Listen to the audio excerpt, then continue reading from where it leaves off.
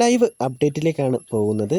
അനീഷ് ഷാനവാസ് ഉച്ചക്കത്തെ ഭക്ഷണം കഴിക്കുകയാണ്. ടേബിളിന് ചുറ്റും ജിസേൽ, ആര്യൻ, അക്ബർ, നെവിൻ, ഒനിൽ ഇവരെല്ലാവരും ഉണ്ട്. അതിനിടയിലാണ് അനീഷ് പറയുന്നത്, ഇന്നലെ ജയിലിൽ പോയപ്പോൾ അനു പാവയുമായി വന്നത് ക്യാപ്റ്റന്റെ കഴിവുകേടാണ്. അനീഷ് പറഞ്ഞത് ആര്യനും നെവിനും അംഗീകരിക്കുന്നുണ്ട്.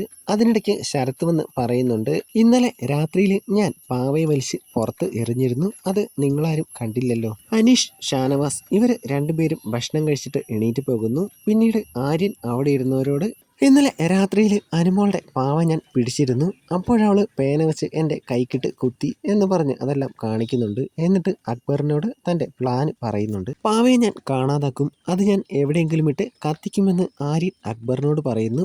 എല്ലാം കേട്ടിട്ട് അക്ബർ പറയുന്നുണ്ട്, അത് കുറച്ച് ഡാർക്കാണ്, ചിലപ്പോൾ വിഷയമാകും. എന്നാലും അനീഷ് എന്നാണ് അങ്ങനെ പറഞ്ഞതെന്നാണ് ആലോചിക്കുന്നത്. ആ സമയത്ത് അനീഷ് അനുമോളോട് ഒന്നും പറഞ്ഞില്ല, പാവയെ കേറ്റരുത് ഒന്നൊന്നും പറഞ്ഞില്ല. എന്നിട്ട് ഇപ്പോഴാണ് പറയുന്നത് അത് റൂൾ ബ്രേക്കിംഗ് ആണെന്ന്.